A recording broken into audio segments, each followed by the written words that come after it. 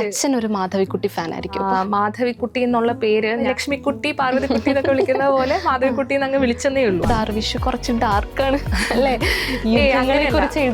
രീതിയിലും എടുക്കാൻ തോന്നുന്നു. അത് ഡാർക്ക് എന്ന് ഞാൻ വിളിക്കില്ല. പാലക്കാടാണോ അതോ നമ്മുടെ പിന്നെ ഹോമാണോ ഓർമ്മ വരിക? എനിക്ക് പാലക്കാടാണോ?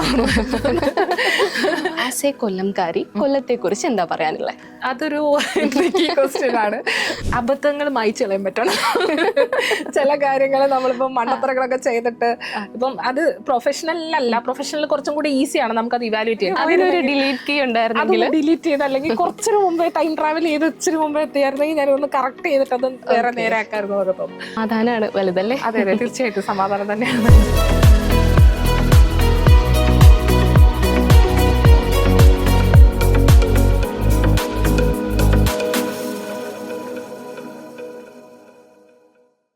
ഹലോ, ഹായ്, നമസ്കാരം, എല്ലാവർക്കും സ്വാഗതം ഇന്നത്തെ നമ്മുടെ ഒരു സ്പെഷ്യൽ എപ്പിസോഡിലേക്ക്. ഇന്ന് എൻ്റെ കൂടെ ഗസ്റ്റായിട്ടിരിക്കുന്ന ആളെ പ്രത്യേകിച്ച് പരിചയപ്പെടുത്തേണ്ട ആവശ്യമില്ല. പാലക്കാടിൻ്റെ സ്വന്തം ജില്ലാ കളക്ടർ MS മാധവിക്കുട്ടിയാണ്. നമസ്കാരം മാം. നമസ്കാരം, സ്വാഗതം. Thank you so much. എങ്ങനെയുണ്ട്? ഞങ്ങളുടെ ക്യാമ്പസിലേക്ക് വന്നിട്ട് എന്താണ് ഫീൽ ചെയ്യണേ? ഞാൻ മുമ്പ് അഹല്യയിൽ വന്നിട്ടുണ്ടായിരുന്നെങ്കിലും 2 സമയവും സന്ധ്യാസമയത്തായിരുന്നു വന്നത്. അപ്പോൾ ക്യാമ്പസ് എനിക്ക് മുഴുവൻ കാണാൻ പറ്റിയിട്ടുണ്ടായിരുന്നില്ല. സത്യം പറഞ്ഞു കഴിഞ്ഞാൽ ഇന്ന് കയറിയപ്പോൾ തന്നെ ഞാൻ ആലോചിക്കായിരുന്നു, നല്ല ക്യാമ്പസ് ആണല്ലോ, വളരെ വലിയ ക്യാമ്പസ് ആണ്. And kept so clean. So quite an impressive campus. നല്ല രസമുണ്ടായിരുന്നു കാണാൻ. ഇപ്പോൾ നമ്മൾ സാധാരണ കളക്ടർ എന്ന് പറയുമ്പോഴത്തേക്കും വളരെ ഹെക്ടിക് ആയിട്ടുള്ളൊരു ജോലി. ഇപ്പം നമ്മളത് പഠിച്ചെഴുതുന്ന ആ ഒരു എക്സാം നമ്മൾ പറയുന്ന വേൾഡ്സ് മോസ്റ്റ് ചലഞ്ചിങ് എക്സാംസ് എന്നാണ് പറയുന്നത്. അപ്പോൾ ഇതൊക്കെ കഴിഞ്ഞിട്ട് നമ്മൾ ഈ ഒരു പ്രൊഫഷനിലേക്ക് വരുന്ന സമയത്ത് പിന്നെ ഇത്രയും ഹെക്ടിക് ആയിട്ടുള്ളൊരു ഷെഡ്യൂളാണ് അല്ലേ? പക്ഷേ എപ്പോഴും മാം ഈ ചിരിച്ച് വളരെ എനർജറ്റിക് ആയിട്ട് ഒരു സൂപ്പർ പവർ നമുക്ക് ഫീൽ ചെയ്യുന്നുണ്ട് ചുറ്റും. അതെന്താണ്? അതിനൊരു സ്പെഷ്യൽ മാധവിക്കുട്ടി മന്ത്രം ഉണ്ടെന്ന് എനിക്ക് ഫീൽ ചെയ്യണു. അങ്ങനെ ഒരു ഇതില്ല. എനിക്ക് തോന്നുന്നു തിങ് ഞാൻ വർക്ക് ചെയ്യുന്ന ഓഫീസ് വളരെ ഒരു പോസിറ്റീവ് എൻവയൺമെന്റ് ആയിട്ടാണ് എനിക്ക് തോന്നിയിട്ടുള്ളത്. അത്രയും എന്നെ വളരെ സപ്പോർട്ടീവ് ആയിട്ടുള്ളൊരു സ്റ്റാഫ് ഉണ്ട്. അതിനെ ഹെൽപ്പ് ചെയ്യുന്ന ഒരു ഗവൺമെൻറ് സിസ്റ്റം മിഷനറി ഉള്ള ഒരു ജില്ലയാണ് പാലക്കാട് എന്ന് പറയുന്നത്. സോ വർക്കൊക്കെ ആണെങ്കിലും എന്നെ ഒരു കംപ്ലീറ്റ് സപ്പോർട്ടാണ് എനിക്ക് ഇവിടെ നിന്ന് കിട്ടിയിട്ടുള്ളത്. അതല്ലാതെ എനിക്ക് തോന്നുന്നു എൻ്റെ ഒരു എനർജിയുടെ രഹസ്യം എന്ന് പറയുന്നത് ഞാൻ ഒരിക്കലും എൻ്റെ സ്ലീപ്പ് നെഗോഷിയേറ്റ് ചെയ്യാറില്ല. ഞാൻ പ്രോപ്പർ ഒരു 8 മണിക്കൂർ ഉറങ്ങുന്ന ഒരാളാണ് രാത്രി. അത് ശരിക്കും ഒരു മെസ്സേജാണ് ഇപ്പോഴത്തെ അല്ലെ ജനറേഷനിലേക്ക് പാസ് ചെയ്യേണ്ട ഒരു മെസ്സേജാണ്. ഉറക്കം പ്രശ്നമാണല്ലോ. എൻ്റെ ഫ്രണ്ട്സ് പലരും പറയുന്നത് ഞാൻ കേട്ടിട്ടുണ്ട്. അവർ 4 hours സ്ലീപ്പ് അവസാനിപ്പിക്കുന്ന ആൾക്കാരാണ്. 4 hours മതി എന്ന് പറയുന്നതായിട്ടുണ്ട്. പക്ഷെ ഞാൻ അങ്ങനെയല്ല. എനിക്ക് പൊതുവേ 8 മണിക്കൂർ ഉറങ്ങണം. 8 മണിക്കൂർ ഉറങ്ങിയില്ലെങ്കിലാണ് ഞാൻ കുറച്ച് ഗ്രോഗി ആവുന്നതെന്ന് എനിക്ക് തോന്നുന്നു. അപ്പം നല്ല ഉറക്കം കിട്ടുന്ന ദിവസങ്ങളിലൊക്കെ വളരെ എനർജറ്റിക് ആയിട്ടിരിക്കാറുണ്ട്. ഓക്കെ, അതാണ്. അല്ലാതെ സ്പെഷ്യൽ ആയിട്ടുള്ള ഒരു മാധവിക്കുട്ടി മന്ത്രം ഇല്ല. ഐ ട്രൈ ടു ജീവിതത്തിൽ ജോയ് കണ്ടുപിടിക്കാൻ വേണ്ടിയിട്ട് ഞാൻ എൻ്റെതായിട്ടുള്ള രീതിയിൽ ശ്രമിക്കാറുണ്ട്. ചെറിയ ചെറിയ കാര്യങ്ങളിൽ സന്തോഷം കണ്ടുപിടിക്കുന്ന ആളാണ് ഞാൻ പൊതുവെ. അപ്പം പാലക്കാട് ജില്ലയിൽ എനിക്ക് തോന്നുന്നു ചെറിയ ചെറിയ കാര്യങ്ങൾ സന്തോഷം കണ്ടുപിടിക്കാനുള്ള അവന്യൂസ് കൂടുതലുണ്ട്. അപ്പം ഈ ഒരു സീസണിൽ ഇവിടുത്തെ കാറ്റെന്ന് പറയുന്നത് എനിക്ക് വല്ലാണ്ട് എന്നെ സന്തോഷിപ്പിക്കുന്ന ഒരു കാര്യമാണ്. അപ്പോൾ രാവിലെ എപ്പോഴും എഴുന്നേറ്റിട്ട് കുറച്ച് സമയമെങ്കിൽ കുറച്ച് സമയം ആ ചെറിയൊരു വെയിലത്തും ആ കാറ്റും കൊണ്ടിരിക്കാൻ വേണ്ടിയിട്ട് ശ്രമിക്കാറുണ്ട്. അപ്പം വളരെ എന്നെ മനസ്സിനെ കാം ആക്കുന്ന ഒരു എൻവയൺമെന്റ് ഉള്ള സ്ഥലമാണ്. ആക്ച്വലി മാം, ഞാൻ ഈ ചോദ്യം ഫ്രെയിം ചെയ്തിട്ടുണ്ടായിരുന്നു എൻ്റെ ഇന്നത്തെ ഈ ഒരു പിന്നെ നമ്മുടെ ഈ ഒരു ഷോയിൽ. മാമിനെ കാമാക്കുന്ന ഒരു പാലക്കാടൻ സ്പോട്ടിനെ കുറിച്ച് പറയാൻ പറഞ്ഞാൽ മാം ഏതായിരിക്കും ചൂസ് ചെയ്യുക എന്നുള്ളത്. ഒരു പക്ഷേ അത് ആർക്കും പരിചയമില്ലാത്തൊരു സ്ഥലമായിരിക്കാം. ഹിഡൻ ജംസ് ഒരുപാടുണ്ടല്ലോ ഇപ്പോൾ പല സ്ഥലങ്ങളും. ഒരുപാട് ആളുകൾ ട്രാവൽ ചെയ്യുന്ന സ്ഥലങ്ങളുണ്ടാവാം, പക്ഷെ പോവാതെ എന്നാൽ നമുക്ക് പീസ്ഫുൾ ആയിട്ട് ഇരിക്കാൻ പറ്റുന്ന സ്ഥലങ്ങളും ഉണ്ടാവാം. അങ്ങനെ എന്തെങ്കിലും പറയാനുണ്ടോ ഒരു സ്ഥലം? തീർച്ചയായിട്ടും എനിക്ക് തോന്നുന്നു ഞാനത് പബ്ലിക് റിവീൽ ചെയ്യുന്നില്ല. കാരണം ഞാനൊരു പ്രൈവസി വളരെ എൻജോയ് ചെയ്യുന്ന ഒരാളാണ്. അപ്പം പക്ഷെ ഞാൻ കുറച്ച് സ്പോട്സ് ഞാനിങ്ങനെ ഇതേപോലെ പാലക്കാട് ഞാൻ പോയി ഇരിക്കാറുണ്ട്. കൺസിസ്റ്റന്റ്ലി പോയി ഇരിക്കുന്ന കുറച്ച് സ്ഥലങ്ങളുണ്ട്. അപ്പോൾ കഞ്ചിക്കോട് അടുത്ത് തന്നെ ഒരു സ്ഥലമുണ്ട്. അവിടെ പോയിരുന്നിട്ട് വെസ്റ്റേൺ ഗട്ട്സ് ആസ്വദിക്കാൻ പറ്റിയ ഒരു സ്ഥലമാണെന്നാണ് തോന്നുന്നത്. മാത്രമല്ല നല്ല സൺസെറ്റ് ആസ്വദിക്കാൻ പറ്റുന്ന സ്ഥലമാണ്. അപ്പം സാധാരണ ഞാൻ അതായത് ഞാൻ എൻ്റെ ഒഫീഷ്യൽ കാറിലല്ലാതെ ഞാൻ വിസിറ്റ് ചെയ്യാറുണ്ട്. അപ്പം ആരും അറിയാറില്ല ഇന്ന ആളാണ് വന്നതെന്നുള്ള രീതിയിൽ അവിടെ പോയിരുന്ന് സൺസെറ്റ് എൻജോയ് ചെയ്യും. എന്നിട്ട് തിരിച്ചു വരികയാണ് ചെയ്യുക. എന്നെ വളരെയധികം റിലാക്സ്ഡ് ആക്കാറുണ്ട്. തീർച്ചയായിട്ടും സമാധാനമാണ് വലുതല്ലേ? അതെ, തീർച്ചയായിട്ടും സമാധാനം തന്നെയാണ് വലുത്. ഓക്കെ, പിന്നെ നമ്മളൊരു ജില്ലയിലേക്ക് വരുന്ന സമയത്ത് ഒരുപാട് ആശയങ്ങൾ ചിലപ്പോൾ നമുക്ക് നടപ്പിലാക്കാൻ നമ്മുടെ ഉള്ളിലുണ്ടാകും, ഒരുപാട് ഡ്രീം പ്രോജക്ട്സ് ഉണ്ടാകും. അങ്ങനെയായിരിക്കും ഓരോ ഭരണാധികാരിയും ഓരോ ജില്ലയുടെ അധികാരം ഏറ്റെടുക്കണേ. അപ്പം അങ്ങനെ മാം മനസ്സിൽ കണ്ട പദ്ധതികൾ, എല്ലാ പദ്ധതികളും പറയണമെന്നില്ല, പക്ഷെ എന്നാലും ഒരു ഡ്രീം പ്രോജക്റ്റ് ഇപ്പോഴും മനസ്സിലുണ്ട്, അത് നമ്മുടെ ഒരു സിഗ്നേച്ചർ ആയിട്ട് ഇവിടെ ഉണ്ടാവണം. MS മാധവിക്കുട്ടി IAS ഇവിടെ വന്ന് ചെയ്തതാണ്, നമുക്ക് വേണ്ടി തന്നതാണ് എന്നുള്ളൊരു കാര്യം അത് കാണുമ്പോൾ പാലക്കാടിലെ ഓരോ ജനങ്ങൾക്കും ഫീൽ ചെയ്യണം. അങ്ങനെ കുറച്ച് ഡ്രീം പദ്ധതികൾ ഉണ്ടായിരുന്നോ മനസ്സിൽ? അങ്ങനെ എന്തെങ്കിലും ഉണ്ടോ? പാലക്കാട് ജില്ലയിൽ വരുന്നതിന് മുന്നേ എനിക്ക് അങ്ങനെ ഉണ്ടായിരുന്നില്ല. കാരണം ഞാൻ ഏത് ജില്ലയിലേക്കാണ് പോകുന്നതെന്നുള്ളത് വളരെ അൺസർട്ടൺ ആയിട്ടുള്ള ഒരു കാര്യമായിരുന്നു. നമുക്ക് പൊതുവേ ജില്ലാ കളക്ടർമാരുടെ പോസ്റ്റിംഗ് അങ്ങനെയാണ് വരിക, പെട്ടെന്ന് ഒരു ദിവസം നമ്മൾ അറിയുകയാണ് ചെയ്യുന്നത്. അപ്പോൾ പാലക്കാട് ജില്ലയിൽ വന്നതിന് ശേഷം എനിക്ക് മനസ്സിലാവുന്ന, എനിക്ക് അട്ടപ്പാടിയിൽ ഒരു നല്ല പ്രോജക്റ്റിൽ വർക്ക് ചെയ്യണമെന്നുണ്ടായിരുന്നു. അപ്പം ഇപ്പം നടക്കുന്ന ഒരു പ്രോജക്റ്റ് ഉണ്ട്, നമ്മുടെ ODK എന്ന് പറഞ്ഞൊരു ആപ്പുമായിട്ട് ബന്ധപ്പെട്ട് ബേസിക്കലി ചെയ്യുന്ന അവിടെയുള്ള പ്രഗ്നന്റ് മദേഴ്സിൻ്റെ നമ്മുടെ ട്രാക്കിങ്ങും മാൽനറിഷ്ഡ് ആയിട്ടുള്ള ചിൽഡ്രൻ്റെ ട്രാക്കിങ്ങും ആണ് ചെയ്യുക. അപ്പോൾ അതിന് വേണ്ടിയിട്ട് നമ്മളൊരു പ്രോപ്പർ ആപ്പ് ഡെവലപ്പ് ചെയ്തിട്ടുണ്ട്. അപ്പം നമുക്ക് അതിൽ പാറ്റേൺസ് കാണാൻ പറ്റും, വിച്ച് ഇൻ ടേൺ അത് നമ്മുടെ അംഗൻവാടി ടീച്ചേഴ്സിനെ ആണെങ്കിലും ആശാ വർക്കേഴ്സിനെ ആണെങ്കിലും കുടുംബശ്രീ വർക്കേഴ്സിനെ ആണെങ്കിലും ഹെൽപ്പ് ചെയ്യുന്നുണ്ട് ബെറ്റർ ആയിട്ട് ട്രാക്ക് ചെയ്യുന്നതിന് വേണ്ടി. മറ്റൊരു കാര്യം എനിക്ക് അഭിമാനപൂർവ്വം പറയാൻ പറ്റുന്നൊരു വർക്ക് എന്ന് പറയുന്നത് KBIC ആയിട്ട് ബന്ധപ്പെട്ടുള്ള പ്രവർത്തനങ്ങളാണ്. വളരെ സ്പീഡിൽ തന്നെ land acquisition process Kochi Bangalore industrial കോറിഡോറുമായിട്ട് ബന്ധപ്പെട്ട് ഇപ്പം നടക്കുന്നുണ്ട്. അപ്പോൾ അത് പ്രൈം മിനിസ്റ്ററിൻ്റെ തന്നെ ഏറ്റവും പ്രയോറിറ്റി പ്രോജക്ട്സിലുള്ള ഒരു പ്രോജക്റ്റാണ്. ഓക്കെ. അപ്പം അത്തരത്തിലൊരു പ്രോജക്റ്റിൻ്റെ ഭാഗമായിട്ട് വർക്ക് ചെയ്യാനും അതിൻ്റെ ഒരു ലാസ്റ്റ് സ്റ്റേജിലോട്ട് കടക്കുന്നു എന്നുള്ളത്, നമ്മൾ ഓരോ മൈൽ സ്റ്റോൺ ആയിട്ട് കടന്നു പോകുമ്പോൾ അതിലൊരു വലിയ സാറ്റിസ്ഫാക്ഷൻ ഫീൽ ചെയ്യുന്നുണ്ട്. പിന്നെ പാലക്കാടിനെ സംബന്ധിച്ചിടത്തോളം കേരളത്തിൽ തന്നെ കഴിഞ്ഞ വർഷം ഏറ്റവും കൂടുതൽ പട്ടയം കൊടുത്തിട്ടുള്ള ജില്ലയാണ്. അപ്പോൾ ഇവിടെയുള്ള ലാൻഡ്ലെസ് ആയിട്ടുള്ള ആൾക്കാർക്ക് കൂടുതൽ പട്ടയങ്ങൾ കൊടുക്കാൻ പറ്റുന്നു, ഒരു ജില്ലാ ഭരണകൂടമായിട്ട് ഇനിഷ്യേറ്റീവ് എടുത്ത് കൊടുക്കാൻ പറ്റുന്നു എന്നുള്ളത് എനിക്കൊരു പ്രൈഡ് ഉണ്ടാക്കുന്ന ഒരു കാര്യം. തീർച്ചയായിട്ടും ഇനിയും ആ ഒരു പ്രൈഡ് ലിസ്റ്റിലേക്കല്ലേ ഒരുപാട് കാര്യങ്ങൾ വരട്ടെ. വളരെ കുറച്ച് സമയത്തിനുള്ളിൽ ചെയ്യാൻ പറ്റുന്ന ഒരുപാട് കാര്യങ്ങൾ ചെയ്യാൻ പറ്റട്ടെ. സാധാരണ നമുക്ക് ഒരു കളക്ടർ വന്നു കഴിഞ്ഞ് ഒന്ന് ആ ജില്ലയെക്കുറിച്ച് പഠിച്ചൊക്കെ കഴിഞ്ഞ് നമ്മൾ പിന്നെ ചെല്ലുമ്പോഴത്തേക്കും ചിലപ്പോൾ അടുത്ത ആളായിരിക്കും അവിടെ ഇരിക്കണേ. അങ്ങനെ ഒരു സമയത്തിൻ്റെ ഒരു പ്രശ്നമുണ്ട്. അത് അങ്ങനെ ആ ഒരു പ്രൊസീജിയർ അങ്ങനെ ആയതുകൊണ്ടാണോ? അതെ തീർച്ചയായിട്ടും. അത് ഓരോ സ്റ്റേറ്റിലും നമ്മൾ ഓരോ രീതിയിലാണ് ഈ കളക്ടേഴ്സിൻ്റെ ടെന്യൂർ നിശ്ചയിക്കുക. പക്ഷേ ഒരു സ്റ്റാൻഡേർഡ് എന്നുള്ള രീതിയിൽ കേരളത്തിൽ നമ്മൾ ചെയ്യുന്നത് സാധാരണ ഒരു ഓഫീസർക്ക് 2-2.5 വർഷമാണ് ഇരിക്കാനുള്ള സമയം കൊടുക്കുക ഒരു ജില്ലയിൽ. ഒരു ജില്ല അല്ലെങ്കിൽ രണ്ട് ജില്ലയും കൂടെ കൂട്ടിയിട്ട് 2-2.5 വർഷമായിരിക്കും നോർമലി ഇരിക്കാനുള്ള ടൈം ആവുക. അപ്പം ആ ടൈം കൊണ്ട് നമുക്ക് പരമാവധി, കാരണം ഇതൊരു IASന്റെ തന്നെ പ്രൊഫഷനിൽ ഒരു ഡ്രീം പോസ്റ്റിംഗ് ആണ് കളക്ടർഷിപ്പ് എന്ന് പറയുന്നത്. എസ്പെഷ്യലി പാലക്കാട് പോലെയുള്ള ഒരു ജില്ലയിൽ വളരെ പൊട്ടൻഷ്യൽ ഉള്ളൊരു പോസ്റ്റാണത്. അപ്പം അതുകൊണ്ട് തന്നെ നല്ല രീതിയിൽ അതിനെ ചെയ്ത് അവസാനിപ്പിക്കണം എന്നുള്ളതാണ് എല്ലാവരുടെയും ആഗ്രഹം. പിന്നെ ഒരു ലാർജർ സ്കീം ഓഫ് തിങ്സ് നോക്കുമ്പോൾ നമുക്കത് അങ്ങനെ ഒരു കാര്യം ആക്ച്വലി എത്ര ടെന്യൂർ ഒരാൾക്ക് കിട്ടുന്നു എന്നുള്ളത് ഇറലവൻ്റ് ആണ്. ബിക്കോസ് ഡിസ്ട്രിക്ട് കളക്ടറിൻ്റെ പോസ്റ്റ് എപ്പോഴും ഒരു കണ്ടിന്യൂവേഷൻ ആണല്ലോ.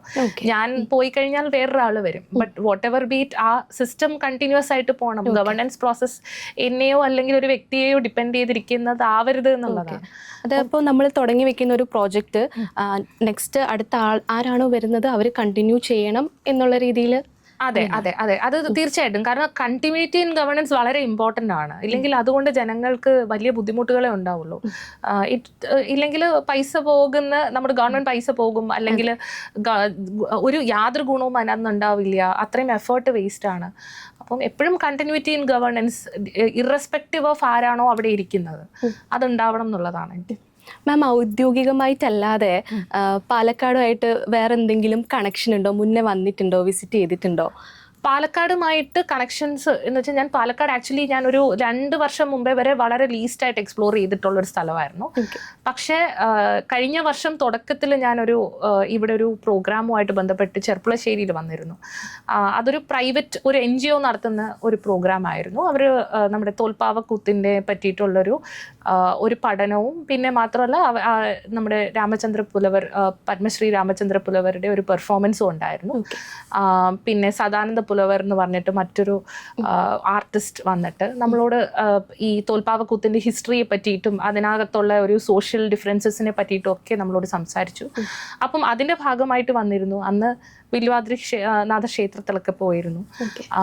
അതിനു മുന്നേ പിന്നെ എനിക്കൊരു ഓപ്പർച്യൂണിറ്റി ഉണ്ടായിരുന്നത്, ഞാൻ എൻ്റെ ഒരു ഫ്രണ്ടിൻ്റെ ഒരു NGO ആയിട്ട് ബന്ധപ്പെട്ട് ഞാനൊരു വോളണ്ടിയർ പോലെ അവരുടെ കൂടെ വന്നിട്ടുണ്ടായിരുന്നു. ഞാൻ സിവിൽ സർവീസ് കയറിയിട്ട് തന്നെയാണ് അതും. ഞാൻ പക്ഷേ ഇന്ന ആളാണെന്നൊന്നും പറയാണ്ടാണ് ഞാൻ വന്നത്. അപ്പം അട്ടപ്പാടിയിലുണ്ടായിരുന്നു കുറച്ച് ദിവസം. അപ്പോൾ അതിൻ്റെ ഭാഗമായിട്ട് അവരുടെ കുറച്ച് ഡോക്യുമെന്റേഷൻ വർക്ക്സ് ഒക്കെ കാണാനും നേരിട്ട് കാണാനും അവിടെയുള്ള ആൾക്കാരുമായിട്ടൊക്കെ ഒന്ന് അടുത്തിടപഴകാനും അവസരം ലഭിച്ചു. ഓക്കെ. ഇനി എനിക്ക് ചോദിക്കാനുള്ളത്, നമ്മളെ എല്ലാവരെയും ഇൻസ്പയർ ചെയ്യുന്ന ഒരു പിന്നെ ഒരു ഇന്നോവേറ്റീവ് ആയിട്ടുള്ളൊരു സംഭവം മാം തുടങ്ങിയിട്ടുണ്ട്, ഇൻസ്പയർ വെനസ്ഡേ എന്ന് പറഞ്ഞിട്ട്. അതിൻ്റെ what was the motive behind that? എനിക്കത് അറിഞ്ഞാൽ കൊള്ളാമെന്നുണ്ട്. കാരണം ഏതൊരു പോയിന്റ് ഓഫ് ഇതിലാണ് മാം അങ്ങനെ ഒരു ഇൻസ്പയർ വെനസ്ഡേ സ്റ്റാർട്ട് ചെയ്യണം? കാരണം ഇപ്പോഴത്തെ കുട്ടികൾ എത്ര പേരിപ്പോൾ കളക്ട്രേറ്റിൽ വന്ന ഒരു കാര്യങ്ങൾ ചെയ്യുന്നുണ്ട് എന്നുള്ളത് നമുക്കറിയില്ല. ഗവേണൻസിനെ കുറിച്ചിട്ട് എത്രത്തോളം അവബോധം ഉണ്ട് എന്നുള്ള കാര്യവും നമുക്ക് പറയാൻ സാധിക്കില്ല. അപ്പോൾ ഈ ഇൻസ്പയർ വെനസ്ഡേയുടെ ഇൻസ്പിറേഷൻ അത് എവിടെ നിന്നായിരുന്നു? ടു ബി വെരി ഓണസ്റ്റ്, അത് ഞാനായിട്ട് തുടങ്ങി വെച്ചൊരു പ്രോഗ്രാം അല്ല. ഇൻസ്പയർ വെനസ്ഡേ ഇതിന് തൊട്ടു മുന്നേ ഉള്ള ജില്ലാ കളക്ടറാണ് സ്റ്റാർട്ട് ചെയ്തത്. പല ജില്ലകളിലും അതിൻ്റെ ഒരു ഡിഫറെൻറ്റ് ഫോംസിൽ ജില്ലാ കളക്ടർമാർ സ്കൂൾ കുട്ടികളെ കാണാറുണ്ട്. അപ്പം മുമ്പ് തുടങ്ങിയ കളക്ടർ ആണെങ്കിലും ഞാനത് കണ്ടിന്യൂ ചെയ്തു പോകുന്നതിൽ ഞാനൊരു പ്രത്യേക ശ്രദ്ധ കൊടുത്തിട്ടുണ്ട്. അപ്പോൾ എനിക്ക് തോന്നുന്നത് പാലക്കാട് ജില്ലയിൽ എന്നൊക്കെ പറഞ്ഞു കഴിഞ്ഞപ്പം എനിക്കത് റിലേറ്റ് ചെയ്യാൻ പറ്റും കുട്ടികളുടെ എക്സ്പോഷറുമായിട്ട് ബന്ധപ്പെട്ടുള്ള ചില വിലയിരുത്തലുകൾ. ഫോർ എക്സാമ്പിൾ, ഞാൻ കൊല്ലം ജില്ലയിൽ നിന്ന് വന്ന ആളാണ്. അപ്പം കൊല്ലം, പാലക്കാട് പോലെയുള്ള ജില്ലകൾ എന്ന് പറഞ്ഞാൽ ഒരു മെയിൻ സ്ട്രീം ജില്ലകളിൽ ഡിസ്കഷൻസിൽ എപ്പോഴും വരാത്ത ജില്ലകളാണ്. അപ്പോൾ അത്തരത്തിലുള്ള ജില്ലകളിൽ വരുന്ന കുട്ടികൾക്ക് ഞാൻ പലപ്പോഴും ശ്രദ്ധിച്ചിട്ടുള്ള ഒരു കാര്യം എന്ന് പറഞ്ഞാൽ അവർക്ക് ലോകത്ത് നിന്നുള്ള എക്സ്പോഷർ പലപ്പോഴും കുറവായിരിക്കാനുള്ള സാധ്യതയുണ്ട്. എന്തൊക്കെ ഓപ്പർച്യൂണിറ്റീസ്, കരിയർ ഓപ്പർച്യൂണിറ്റീസ് പുറത്തുണ്ട്, വിദ്യാഭ്യാസത്തിനുള്ള എന്തൊക്കെ ഓപ്പർച്യൂണിറ്റീസ് പുതിയ ലോകം അവർക്ക് കാഴ്ചവെക്കുന്നുണ്ട് എന്നുള്ള കാര്യങ്ങളിലൊക്കെ വളരെ ലിമിറ്റഡ് ആയിട്ടുള്ള ഒരു ഡേറ്റ അല്ലെങ്കിൽ ഇൻഫർമേഷൻ അവർക്ക് കിട്ടാറുള്ളൂ. അപ്പം അങ്ങനെയുള്ള കാര്യങ്ങൾ നമ്മളൊന്ന് പരിഹരിക്കണം. മാത്രമല്ല കുട്ടികൾക്ക് ഇൻസ്പിറേഷൻ കൊടുക്കാൻ പറ്റുമെങ്കിൽ കൊടുക്കണം എന്നുള്ളതാണ് ഞാൻ വിചാരിച്ചിട്ടുള്ളത്. അതിൻ്റെ ഭാഗമായിട്ടാണ് ഇൻസ്പയർ വെനസ്ഡേ നമ്മൾ കണ്ടിന്യൂ ചെയ്ത് പോകുന്നത്. അപ്പം എനിക്ക് മനസ്സിലാവുന്നത് ഇപ്പം എല്ലാ ആഴ്ചയും 35-40 കുട്ടികളാണ് ഉള്ളത്. അപ്പം ആദ്യമേ ഞാനും ആലോചിക്കുമായിരുന്നു ഇതിന് ആവശ്യമുണ്ടോ എന്നുള്ളത് ആലോചിക്കായിരുന്നു. Because I also think to myself, ഞാൻ അവരെ അങ്ങനെ ഇൻസ്പയർ ചെയ്യുന്ന ഒരു വ്യക്തിയാണോ എന്നുള്ളത് ഞാനും ആലോചിക്കണമല്ലോ. പക്ഷേ എനിക്ക് മനസ്സിലാവുന്നുണ്ട് ഈ നാട്ടിൽ പ്രത്യേകിച്ച് പാലക്കാടുകാർക്ക് വളരെ ഒരു റെവറൻസോട് കൂടിയും വളരെ റെസ്പെക്റ്റോട് കൂടിയിട്ടുമാണ് ജില്ലാ കളക്ടറുടെ ഇൻസ്റ്റിറ്റ്യൂഷനെ കാണുന്നത്. അപ്പം ജില്ലാ കളക്ടർ ഒരു കാര്യം പറയുമ്പോൾ അതിൻ്റെ റെസ്പെക്റ്റോട് കൂടി തന്നെ എടുക്കാൻ കെൽപ്പുള്ള ഒരു ആൾക്കാരാണ് ഇവിടെ. തീർച്ചയായിട്ടും. അപ്പം കുട്ടികളോട് നമ്മളൊരു കാര്യം പറയുമ്പോൾ അത് അവർ വളരെ നല്ല രീതിയിലാണ് റിസീവ് ചെയ്യുക. അപ്പോൾ വായിക്കാൻ കൂടുതൽ പറയുക, അതല്ലെങ്കിൽ ജെൻഡർ ഇക്വാളിറ്റീനെ പറ്റിയിട്ട് ചിന്തിച്ച് നോക്കുക, കാസ്റ്റ് ഡിസ്ക്രിമിനേഷനെ പറ്റിയിട്ട് ചിന്തിച്ച് നോക്കുക, ക്രിട്ടിക്കൽ തിങ്കിങ് വളരേണ്ടതിൻ്റെ ആവശ്യം എന്താണ്, സ്പോർട്സിൻ്റെ ആവശ്യം എന്താണ്. അപ്പം ഇത്തരത്തിലുള്ള കാര്യങ്ങളൊക്കെ സംസാരിക്കുമ്പോൾ കുട്ടികളാണെങ്കിലും കുട്ടികളുടെ അടുത്ത് നിന്ന് വരുന്ന ഐഡിയാസും അവരുടെ അടുത്ത് നിന്ന് പഠിക്കാനും എനിക്കും ഒരു ഓപ്പർച്യൂണിറ്റിയാണ്. എങ്ങനെയാണ് പുതിയ തലമുറ ചിന്തിക്കുന്നതെന്നുള്ളത് പഠിക്കാനൊരു ഓപ്പർച്യൂണിറ്റിയാണ്. അത് നല്ല രീതിയിൽ ഉപയോഗിക്കാൻ പറ്റിയിട്ടുണ്ട് ഇൻസ്പയർ വെനസ്ഡേ പ്ലാറ്റ്ഫോമിൽ. അപ്പോൾ അവർ ശരിക്കും നമുക്കും ഒരു ഇൻസ്പിറേഷൻ ആണ് അല്ലേ? അങ്ങനെ എന്തെങ്കിലും ഒരു മൊമെന്റ് ഹുക്ക് ചെയ്ത് പറയാൻ ഉണ്ടോ, നമ്മുടെ അടുത്ത് ഷെയർ ചെയ്യാനുണ്ടോ? കുട്ടികളുടെ അടുത്തു നിന്നുള്ള ഇൻസ്പിറേഷൻ കിട്ടുന്നത് എപ്പോഴും നമുക്ക് കിട്ടാറുണ്ട്. കാരണം എനിക്ക് തോന്നുന്നു അത്രയും എൻലെസ് ക്യൂരിയോസിറ്റി വേറെ ആർക്കും ഉണ്ടാവില്ലല്ലോ. നമ്മൾക്ക് എനിക്ക് തോന്നുന്നു നമ്മൾക്ക് ഏതോ ഒരു സമയത്ത് നമുക്കത് വിട്ടുപോയിട്ടുണ്ടാവും എന്നാണ് തോന്നുന്നത്. എന്തിനെ പറ്റിയിട്ടും ചോദ്യങ്ങൾ ചോദിക്കാനും അവരുടേതായ പ്രത്യേക രീതിയിൽ കാര്യങ്ങൾ അനലൈസ് ചെയ്യാനും ഉള്ള കഴിവ് കുട്ടികൾക്ക് വളരെയധികം കൂടുതലാണ്. ബേസിക് എംപത്തി കൂടുതലാണ്. അത് എനിക്ക് തോന്നുന്നു കുട്ടികൾ ആ രീതിയിൽ തന്നെ വളരെയധികം മോട്ടിവേറ്റ് ചെയ്യാറുണ്ട്. പിന്നെ കുട്ടികൾ ഇൻസ്പയർ ചെയ്യിച്ചൊരു പ്രത്യേക സാഹചര്യം എന്ന് പറയുന്നത് എനിക്ക് തോന്നുന്നു എനിക്കൊരു നോട്ടബിൾ ആയിട്ട് എൻ്റെ ഓർമ്മയിൽ വരുന്നത്, ഞാനൊരു 2018-19 കാലഘട്ടത്തിൽ എറണാകുളത്ത് അസിസ്റ്റൻറ്റ് കളക്ടറായിട്ട് ജോലി ചെയ്തിട്ടുണ്ടായിരുന്നു. അപ്പം ആ ടൈമിൽ കുമ്പളങ്ങിയിൽ എനിക്കൊരു പ്രോജക്റ്റ് ചെയ്യാനുണ്ടായിരുന്നു, അവിടുത്തെ ഒരു വില്ലേജ് വിസിറ്റുമായിട്ട് ബന്ധപ്പെട്ട്. അപ്പം കുമ്പളങ്ങിയിൽ ഞാൻ എന്നിട്ട് അവിടെ ചെന്നു. അവിടെ ഒരു ഇതേപോലെ SC സമുദായത്തിലുള്ളവർ തിങ്ങിക്കൂടി പാർക്കുന്ന ഒരു SC ബസ്തി എന്നൊക്കെ നമ്മൾ പറയും. അതായത് ഒരു ചെറിയൊരു കൂട്ടം ഹാബിറ്റേഷൻസ് ഉണ്ട്. അപ്പം അതിൽ ഒരു വീടെന്ന് പറയുന്നത് അവിടെയുള്ള ആശാ വർക്കറായിട്ടുള്ള ഒരു സ്ത്രീയുടെ വീടാണ്. അപ്പം ഞാൻ ആ വീട്ടിൽ ചെന്നപ്പോഴത്തേക്ക് ആ വീട് വളരെ മോശം കണ്ടീഷനിലായിരുന്നു അന്നത്തെ സമയത്ത്. അവർ ലൈഫ് മിഷനിൽ അപ്ലൈ ചെയ്തിട്ടുണ്ട്. വീട് കൊടുക്കുന്നതിനുള്ള സമയമൊക്കെ ആവുന്നുണ്ടെങ്കിൽ പോലും എന്തൊക്കെയോ കുറച്ച് ഡോക്യുമെൻറ്റേഷനകത്തുള്ള കോംപ്ലിക്കേഷൻസ് കാരണം അവരൊരു പഴയ വളരെ ചെറിയൊരു കുടിലാണ് അവർ താമസിക്കുന്നത്. അപ്പം ഞാൻ അവിടെ നിന്ന് അവരുമായിട്ട് സംസാരിച്ചുകൊണ്ടിരിക്കുമ്പോൾ ഇവരുടെ മകൻ വന്നു. ആ കുട്ടിയുടെ പേര് അർജുൻ ലീ എന്നാണ്. അപ്പോൾ ഞാൻ അപ്പോഴാണ് ശ്രദ്ധിച്ചത്, ഒരു ടാർപോളിൻ ഇട്ട ആ വീടിന് ചുറ്റിനും മെസ്സിയുടെ പേരിങ്ങനെ എഴുതി വെച്ചിരിക്കുകയാണ്. പുള്ളി വളരെ വലിയൊരു ഫുട്ബോൾ ഫാനാണ്. പിന്നെ ഞാൻ ശ്രദ്ധിച്ചു, ആ വീട്ടിൽ 4 പേര് വളരെ കഷ്ടപ്പെട്ടാണ് കഴിയുന്നത്. 2 മുറിയേ ഉള്ളൂ, ഷെഡ് കെട്ടിയ പോലെയാണ് ആ വീടുള്ളത്. അവർ കുമ്പളങ്ങിയിലാണെങ്കിൽ ഇടയ്ക്കിടയ്ക്ക് വെള്ളപ്പൊക്കം ഉണ്ടാവാറുണ്ട്. അപ്പം വെള്ളപ്പൊക്കം ഉണ്ടാകുന്ന സമയത്ത് ഇവർ കട്ടിലെടുത്തിട്ട് നമ്മളുടെ ഇഷ്ടിക പുറത്ത് വെക്കും. അങ്ങനെയാണ് അവർ കഴിഞ്ഞു കൂടുന്നത്. ആ വീട്ടിൽ പക്ഷേ ഒരു 2 പൂച്ചകളുണ്ട്, ഒരു തത്തയുണ്ട്, ഒരു പട്ടിക്കുട്ടിയുണ്ട്. അപ്പോൾ ഞാനിങ്ങനെ ചോദിച്ചു, നിങ്ങളെല്ലാവരും കൂടെ ഭയങ്കര ബുദ്ധിമുട്ടാവില്ല? കാരണം 5 പേര് തന്നെ ഓൾറെഡി ആ വീട്ടിലുണ്ട്, അത്രയും ചെറിയൊരു വീട്ടിൽ. അപ്പോൾ ഈ മൃഗങ്ങളെ കൂടെ കൊണ്ടുവന്ന് എന്ത് ചെയ്യും? അപ്പം അവർ പറഞ്ഞൊരു കാര്യം എന്ന് പറഞ്ഞാൽ, മാഡം വെള്ളം പൊങ്ങുമ്പോൾ ഞങ്ങൾക്ക് ഒറ്റയ്ക്ക് ഇരിക്കാൻ തോന്നില്ല, നമുക്ക് ഇതുങ്ങളെയും കൂടെ രക്ഷപ്പെടുത്താൻ തോന്നും എന്നുള്ള രീതിയിലാണ് പറഞ്ഞത്. എന്നിട്ട് ഞാൻ മനസ്സിലാക്കിയത്, അവിടുത്തെ ആ മോൻ ഓരോ സമയത്തും പ്രളയം അല്ലെങ്കിൽ ഇച്ചിരി വെള്ളപ്പൊക്കം വരുന്ന സമയമാണെങ്കിൽ പുള്ളി പോയി അതെടുത്ത് പട്ടിക്കുട്ടിയോ പൂച്ചക്കുട്ടിയോ എടുത്തുകൊണ്ടുവന്ന് വീട്ടിൽ വെച്ച് നോക്കുകയാണ് ചെയ്യുക. അപ്പം അത്രയും സെൽഫ്ലെസ്നെസ് ഒന്നും എനിക്ക് തോന്നുന്നു അഡൽട്ട്സ് ആയിട്ടുള്ള നമുക്ക് വരില്ല. മുതിർന്നു കഴിയുമ്പോൾ നമുക്ക് അത്രയും സഹാനുഭൂതി മറ്റുള്ള ജീവികളോടും മറ്റുള്ള മനുഷ്യരോടും തോന്നാൻ സാധ്യതയുണ്ടോ എന്നുള്ളത് ഞാൻ സംശയിച്ചു പോകാറുണ്ട്. ഈ കുട്ടി പക്ഷെ വളരെയധികം എനിക്ക് ഇൻസ്പയറിങ് ആയിരുന്നു. എന്ന് വെച്ചാൽ നമ്മളൊക്കെ ഒന്നുമല്ല എന്നുള്ള ചില സമയത്ത് നമുക്ക് ഫീൽ ചെയ്യില്ലേ, അങ്ങനെ ഒരു തോന്നിയൊരു നിമിഷം. ശരിക്കും ഈ ഒരു പ്രൊഫഷന്റെ ഒരു എന്താ പറയാ, ചില സമയത്ത് നല്ല എക്സ്പീരിയൻസ് നമുക്ക് തരുന്ന അല്ലെ, ചില സമയത്ത് നമ്മുടെ കണ്ണു തുറപ്പിക്കുന്ന, പിന്നെ അങ്ങനെയുള്ള കുറേ കാര്യങ്ങൾ ചെയ്യാൻ നമുക്ക് ചേഞ്ചസും ചെയ്യാൻ പറ്റും ചിലപ്പോഴൊക്കെ അല്ലെ. നമ്മൾ വിചാരിച്ച ഒരു ജീവിതം മാറ്റിമറിക്കാനായിട്ട് പറ്റും. എത്ര എക്സ്പീരിയൻസ് കൊണ്ടുതരുന്ന ഒരു പ്രൊഫഷനാണ്. അപ്പൊ അങ്ങനെ ഒരു ലൈഫ് ചേഞ്ചിങ് മൊമെന്റ് ആരുടെയെങ്കിലും ലൈഫിൽ നമുക്ക് ചെയ്യാൻ പറ്റിയിട്ടുണ്ടോ? ലൈഫ് ചേഞ്ചിങ് മൊമെന്റ്സ് ഇപ്പം ഒരു ജില്ലാ കളക്ടറുടെ അധികാരം വെച്ചിട്ട് അല്ലെങ്കിൽ പ്രവർത്തനം വെച്ചിട്ട് അങ്ങനെയുള്ള നിരവധി മൊമെന്റ്സ് ഉണ്ടാവാറുണ്ട്. അത് നേരിട്ട് നമ്മൾ അറിയാതെ പോകുന്നതാണെന്നാണ് എനിക്ക് തോന്നുന്നത്. ഇപ്പം ഫോർ എക്സാമ്പിൾ പാലക്കാട് ജില്ലയിൽ നമുക്കിപ്പം വെള്ളം കുറവുള്ള സ്ഥലങ്ങളുണ്ടെങ്കിൽ ഒരു ഉദാഹരണം പറയാം, സുസ്ഥിര തൃത്താല പോലെയുള്ള ഒരു പ്രോജക്റ്റ് നമ്മൾ കൊണ്ടുവന്നത് തൃത്താലയിൽ വാട്ടർ കൺസർവേഷന് വേണ്ടിയിട്ടും തൃത്താലയിൽ വാട്ടർ ടേബിൾ കൂട്ടുന്നതിന് വേണ്ടിയിട്ടുമാണ്. അപ്പോൾ നമ്മളിപ്പോൾ ഇംപ്ലിമെൻ്റ് ചെയ്യുകയാണെങ്കിലും അതിൻ്റെ ഒരു ആഫ്റ്റർ എഫക്ട്സ്, അതിൻ്റെ ഒരു റിസൾട്ട് നമ്മൾ കാണുന്നത് കുറച്ച് മാസങ്ങൾക്ക് ശേഷമായിരിക്കുമല്ലോ. ഇതെല്ലാം എത്രയോ കുടുംബങ്ങളെ അഫക്റ്റ് ചെയ്യുന്ന കാര്യങ്ങളാണ്. അപ്പം ഈ വെള്ളം കൂടുന്നത് വഴി, കിണറുകളിലുള്ള വെള്ളം കൂടുന്നത് വഴി ഏറ്റവും അധികം പോസിറ്റീവ് ഇമ്പാക്റ്റ് വരുന്ന ഇവിടുത്തെ സ്ത്രീകൾക്കാണ്.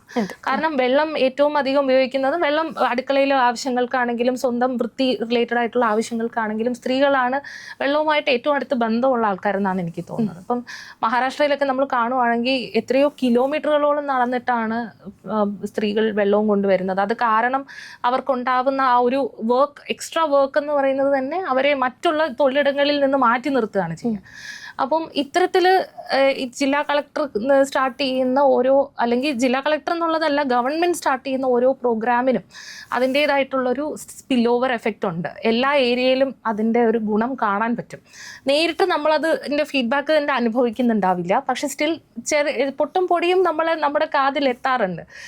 ചില ആൾക്കാർ വരുമ്പം പറയും, മാഡം ഇങ്ങനെ വന്നതിന് ശേഷമാണ് ഇത് നേരെയായത് എന്നൊക്കെ പറയാറുണ്ട്.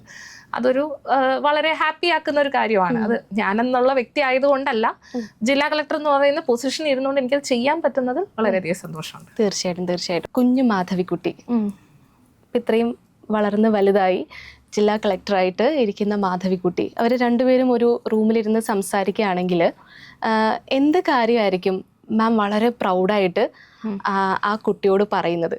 നീ വളർന്ന് വലുതായി ഇന്നൊരു കാര്യം, അത് എക്സ്ട്രാ സ്പെഷ്യൽ ആയിരിക്കും, ഒരു എക്സ്ട്രാ മൈലാണ് നമ്മുടെ ലൈഫിൽ, അതങ്ങനെ ആ കുട്ടിക്ക് പറഞ്ഞു കൊടുക്കുന്നത് എന്തായിരിക്കും? എനിക്ക് തോന്നുന്നത് അങ്ങനെയല്ല, ഇപ്പം എൻ്റെ ഒരു സ്മോളർ വേർഷനോട് എൻ്റെ ഒരു ചൈൽഡ്ഹുഡ് വേർഷനോട് സംസാരിക്കണമെന്നുണ്ടെങ്കിൽ ഞാൻ പറയുന്നത്, എനിക്ക് തോന്നുന്നു ഒരു കാര്യത്തിൽ എനിക്ക് സന്തോഷമുണ്ടെന്ന് തോന്നുന്നു. ഒന്ന്, എൻ്റെ ഒരു ബേസിക് എമ്പത്തി എനിക്ക് ഒരിക്കലും നഷ്ടപ്പെട്ടിട്ടില്ല. ഞാനത് എപ്പോഴും കാത്തു സൂക്ഷിക്കാറേ ഉള്ളൂ. അതൊരു ടൂളായിട്ട് ഉപയോഗിച്ചുകൊണ്ട് എനിക്ക് ചെയ്യാൻ പറ്റുന്ന കാര്യങ്ങൾ പരമാവധി ചെയ്യാറുമുണ്ട്. അപ്പം അത് ഞാൻ എൻ്റെ ചൈൽഡ്ഹുഡ് ആയിരുന്ന സമയത്ത് എനിക്ക് എത്ര എമ്പത്തി ഉണ്ടോ അത് തന്നെ ഞാൻ ഇപ്പോഴും റീറ്റെയിൻ ചെയ്തിട്ടുള്ളതായിട്ടാണ് എനിക്ക് ഫീൽ ചെയ്യുന്നത്. അപ്പം അത് എനിക്കൊരു വളരെ ഞാൻ ഇപ്പോഴും എന്ന് വെച്ചാൽ അത് അഭിമാനപൂർവ്വം എൻ്റെ ഒരു ചെറിയ ഞാനൊരു ചെറിയ കുട്ടിയായിട്ട് എൻ്റെ മുമ്പിലുണ്ടെങ്കിൽ എനിക്ക് പറയാൻ പറ്റുന്ന ഒരു കാര്യമായിട്ട് എനിക്ക് തോന്നുന്നു. തീർച്ചയായിട്ടും. പിന്നെ ഈ മാധവിക്കുട്ടി എന്ന പേര് നമ്മൾ അറ്റ് വൺസ് കേൾക്കുമ്പോൾ നമുക്ക് ഫീൽ ചെയ്യുന്നത് നിർമാതളം പൂത്ത കാലം, അങ്ങനെ കുറേ കഥകൾ, എൻ്റെ കഥ അതുപോലെയുള്ള കഥകളൊക്കെ എഴുതിയിട്ടുള്ള മാധവിക്കുട്ടിയാണ് നമുക്ക് ഫീൽ ചെയ്യുന്നത്. ആ ഒരു ലിറ്ററേച്ചർ കണക്ഷൻ കൊണ്ടാണോ ഇങ്ങനെ ഒരു പേരിട്ടത്? എന്തെങ്കിലും മാധവിക്കുട്ടിയായിട്ട് കണക്ഷൻ ഉണ്ടോ? എവിടെയെങ്കിലും നമ്മുടെ ഒരു വേർഷൻ ഉണ്ടോ? അങ്ങനെ ഒരു റീസൺ വെച്ചിട്ടല്ല ശരിക്കും പറഞ്ഞാൽ ഇട്ടത്. മാധവിക്കുട്ടി എന്നുള്ള പേര് ഞാൻ അറിഞ്ഞത് എൻ്റെ അച്ഛനാണ് പേരിട്ടത്. അപ്പം അച്ഛൻ ഇത് എനിക്ക് തോന്നുന്നു എന്നെ അമ്മ പ്രഗ്നന്റ് ആയിരുന്നപ്പോൾ തന്നെ വളരെ നിശ്ചയിച്ച് ഇങ്ങനെ പേരിടണം എന്ന് പറഞ്ഞിട്ട് നിശ്ചയിച്ച്. അച്ഛൻ ഒരു മാധവിക്കുട്ടി ഫാൻ ആയിരിക്കും അപ്പോൾ? അല്ല, അച്ഛൻ അതൊരു എനിക്ക് തോന്നുന്നു അമ്മ എന്നെ പ്രഗ്നന്റ് ആയിരുന്ന സമയത്ത് ഈ സുബ്രഹ്മണ്യൻ്റെ ക്ഷേത്രങ്ങളിൽ പോവായിരുന്നു. അപ്പം സുബ്രഹ്മണ്യ സ്വാമിയുടെ ക്ഷേത്രത്തിൽ പോകുമ്പോൾ എനിക്ക് തോന്നുന്നു പുരാണങ്ങളിൽ മാധവി എന്ന് പറയുന്ന ഒരു കഥാപാത്രമുണ്ട്. അത് സുബ്രഹ്മണ്യൻ്റെ ഒരു ആശ്രിതയായിട്ടൊക്കെയാണ്, ശിഷ്യയായിട്ടൊക്കെയാണ് നമ്മൾ കാണുന്നത്. അപ്പം ഒരു ഭക്ത വത്സല എന്നൊക്കെ നമ്മൾ പറയത്തില്ല, അത്തരത്തിലുള്ള ഒരു കൃഷ്ണന് മീര എന്ന് പറയുന്ന പോലെ. അങ്ങനെയല്ല, പക്ഷെ കൃഷ്ണൻ മീര ഒരു വേറൊരു ഡിഫറെന്റ് റിലേഷൻഷിപ്പ് ആണല്ലോ. പക്ഷെ ഇത് അങ്ങനെയല്ല, ഒരു ഭക്ത എന്നുള്ള രീതിയിൽ നമ്മൾ കാണുന്ന ഒരു വ്യക്തിയാണ് മാധവി എന്ന് പറയുന്നത്. അങ്ങനെയാണ് മാധവി എന്നുള്ള പേര് വന്നത്. പിന്നെ നമ്മുടെ നാട്ടിൽ അന്ന് ലക്ഷ്മിക്കുട്ടി, പാർവതിക്കുട്ടി എന്നൊക്കെ വിളിക്കുന്ന പോലെ മാധവിക്കുട്ടി എന്ന് അങ്ങ് വിളിച്ചെന്നേ ഉള്ളൂ. ഒരു ക്യൂട്ട് കുട്ടി കൂടെ ആഡ് ചെയ്തതാണ്. പക്ഷെ ഇപ്പം എനിക്ക് തോന്നുന്നു ഈ പേര് കാരണം എനിക്ക് കുറെ അഡ്വാൻറ്റേജസ് ഉണ്ട്. ഒരു നാച്ചുറലി മലയാളിയുടെ ഒരു ഗൃഹാതുരത്വം ഉണർത്തുന്ന ഒരു പേരാണ്.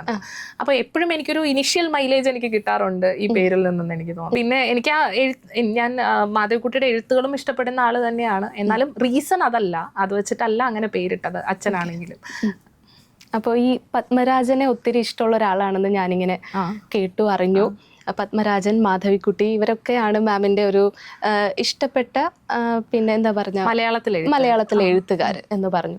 ഒരു 3 ബുക്സ് കളക്ടേഴ്സ് ചോയ്സ് എന്ന് പറഞ്ഞിട്ട് നമ്മുടെ ലിസണേഴ്സ്, നമ്മുടെ വ്യൂവേഴ്സിന് പറഞ്ഞു കൊടുക്കാനാണെങ്കിൽ മാം റീസെൻ്റ്ലി വായിച്ചതോ മാമിൻ്റെ എന്താ പറയുക കയ്യിലുള്ളതോ ആയിട്ടുള്ള പുസ്തകങ്ങളായിരിക്കണം. അങ്ങനെ ഒരു കളക്ടേഴ്സ് ചോയ്സ് കൊടുക്കുകയാണെങ്കിൽ ഒരു 3 പുസ്തകങ്ങളുണ്ടോ പറയാൻ? ബേസിക്കലി ഞാൻ ഈയിടെയായിട്ട് കുറച്ചധികം ഇംഗ്ലീഷ് പുസ്തകങ്ങളാണ് വായിക്കുന്നത്. ഇംഗ്ലീഷ് പുസ്തകങ്ങളിൽ നിന്ന് ചോദിക്കുകയാണെങ്കിൽ എനിക്ക് ഏറ്റവും ഞാൻ അടുത്തിടെ ആയിട്ട് വളരെയധികം വായിക്കുന്നത് പോയട്രി വായിക്കാറുണ്ട്. അതിൽ മഹമ്മൂദ് ദർവീഷിൻ്റെ ഒരു പുസ്തകമുണ്ട്, ഒരു പുഴ ദാഹിച്ചു മരിക്കുന്നു എന്ന് പറയുന്നൊരു പുസ്തകം. അതിൻ്റെ ഒരു നല്ല വിവർത്തനം മലയാളത്തിലുണ്ട്. അപ്പം അദ്ദേഹത്തിൻ്റെ തന്നെ കുറച്ച് അഫോറിസംസും പോയട്രിയൊക്കെ ഉള്ള ഒരു പുസ്തകമാണ്. ദാർവിഷ് കുറച്ച് ഡാർക്കാണ് അല്ലേ? രണ്ട് രീതിയിലും എടുക്കാൻ തോന്നുന്നു. അത് ഡാർക്ക് എന്ന് ഞാൻ വിളിക്കില്ല. എനിക്കതൊരു എല്ലാ തരത്തിലും വിരഹമുണ്ട്, പ്രണയമുണ്ട്, എല്ലാം ഒത്തുചേർന്ന് വരുന്ന ഒരു റൈറ്റിംഗ് രീതിയാണ് ദർവീഷിന്റെ. അപ്പം എനിക്ക് അത് വളരെ പിന്നെ ഒരു വിപ്ലവവും ഉണ്ട് അതില്. അപ്പം യുദ്ധമാണെന്ന് തോന്നും പലപ്പോഴും വായിക്കും. അപ്പൊ ദർവീഷിന്റെ എഴുത്തുകൾ വളരെ ഇഷ്ടമാണ്, ഭയങ്കര ബ്യൂട്ടി തോന്നുന്നതാണ്. ഇതേപോലെ ഞാൻ ഒരു ടൈമിൽ എനിക്ക് അറബിക് പോയട്രി വളരെ ഒരു ഫാസിനേഷൻ തോന്നിയിരുന്നു. അതിൽ നിസാർ കബാനി എന്ന് പറഞ്ഞിട്ടൊരു പോയറ്റ് ഉണ്ട്, അറേബ്യൻ ഇതിൽ എഴുതുന്നത്. അപ്പം എക്സലന്റ് പോയറ്റ് ആണ്. ലൈക്ക് ചില ഇമേജറീസ് ഒക്കെ വായിക്കുമ്പോൾ നമുക്ക് വളരെ ഇങ്ങനെ എഴുതാൻ പറ്റുന്നു ഓർക്കുന്നുള്ളൊരു തോന്നൽ വരാറുണ്ട്. വളരെ ഇഷ്ടമുള്ളൊരു റൈറ്റിംഗ് ആണ്. ഈ അടുത്ത് വായിച്ചതിൽ പിന്നെ എനിക്ക് അരുന്ധതി റോയുടെ mother Mary comes to me വളരെയധികം ഇഷ്ടപ്പെട്ടു. Very strong use of words. പിന്നെ സ്ത്രീകൾക്ക് എല്ലാവർക്കും നമ്മളുടെ അമ്മമാരുമായിട്ടുള്ള റിലേഷൻഷിപ്പ് ഒരു പ്രത്യേക തരത്തിലായിരിക്കുമല്ലോ. ഒരു കുറച്ച് ഇണക്കവും പിണക്കവും ഒക്കെ കൂടി ഒരു കോംപ്ലക്സിറ്റി ഉള്ള ഒരു റിലേഷൻഷിപ്പ് ആയിരിക്കുമല്ലോ. സ്നേഹമാണെങ്കിലും കൂടുതലും പിണക്കമായിരിക്കും. അപ്പോൾ അങ്ങനെ ആ ഒരു റിലേഷൻഷിപ്പിനെ എക്സ്പ്ലോർ ചെയ്തിട്ട് അവരെഴുതി അവരുടെ അമ്മയായിട്ടുള്ള റിലേഷൻഷിപ്പിനെ പറ്റിയിട്ട് എഴുതിയതാണ്. More like her own autobiography I would say. വളരെ നല്ല റൈറ്റിംഗ് ആയിരുന്നു, പവർഫുൾ ബുക്ക്. അപ്പം അതും വളരെ ഇഷ്ടമുള്ളതാണ്. മലയാളത്തിൽ നിന്ന് ഞാൻ ഇപ്പോൾ കുറച്ചധികം സമയമായി ഞാൻ മലയാളം ഇരുന്നൊന്ന് വായിച്ചിട്ട്. പക്ഷേ ഈ അടുത്ത് ഞാൻ വായിച്ചത് രാജീവ് രാമചന്ദ്രൻ്റെ ഒരു ചെളി പുരളാത്ത പന്ത് എന്ന് പറഞ്ഞ് ഫുട്ബോളിനെ പറ്റിയിട്ടുള്ളൊരു പുസ്തകം. രസമുണ്ടായിരുന്നു വായിക്കാൻ, അതെനിക്ക് ഇഷ്ടപ്പെട്ടു. പിന്നെ കഥകൾ ഇടയ്ക്കിടയ്ക്ക് എടുത്ത് വായിക്കും. പത്മരാജൻ്റെ കഥകൾ, ഒരു സ്ത്രീയും ഒരു പുരുഷനും, ഉദകപ്പൊള, അതൊക്കെ വളരെ ഇഷ്ടമുള്ള എഴുത്ത്. ലോല ഒക്കെ ഇഷ്ടമുള്ളതാണ്. മാധവിക്കുട്ടിയുടെയും അങ്ങനെ തന്നെ. എല്ലാം ഇഷ്ടമുള്ളതാണ്. നെയ്പായസം ഒക്കെ വായിക്കുമ്പോൾ വളരെ ഒരു രസമായിട്ട് തോന്നും. ബഷീറും ഭയങ്കര ഇഷ്ടമാണ്.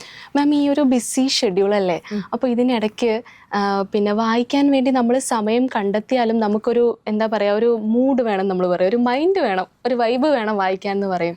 അതെങ്ങനെയാണ് മാം ഈ പിന്നെ അഡ്മിനിസ്ട്രേഷൻ വർക്കൊക്കെ മാറ്റി വെച്ച് മാം ഒന്ന് ഫ്രീ ആവുന്ന ആ ഒരു സെൽഫിലേക്ക് തന്നെ നോക്കുന്ന ഒരു സമയമില്ലേ, അതെങ്ങനെയാണ് കണ്ടെത്തുന്നേ?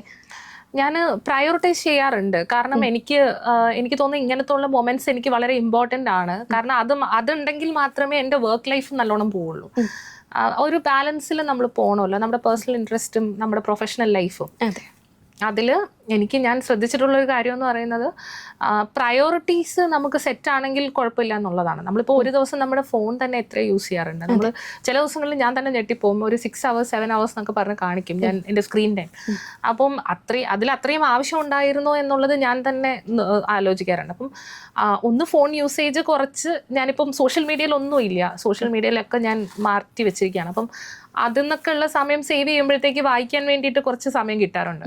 പിന്നെ വായന എനിക്ക് തോന്നുന്നൊരു സീസണൽ സാധനമാണ്. ചില സമയത്തെങ്കിലും എനിക്ക് ചിലപ്പോൾ നമുക്കൊരു ലോ പീരീഡ് ഉണ്ടാവുമല്ലോ, വളരെയധികം താഴെ പോവും വായിക്കുന്നതിൻ്റെ കണ്ടന്റ്.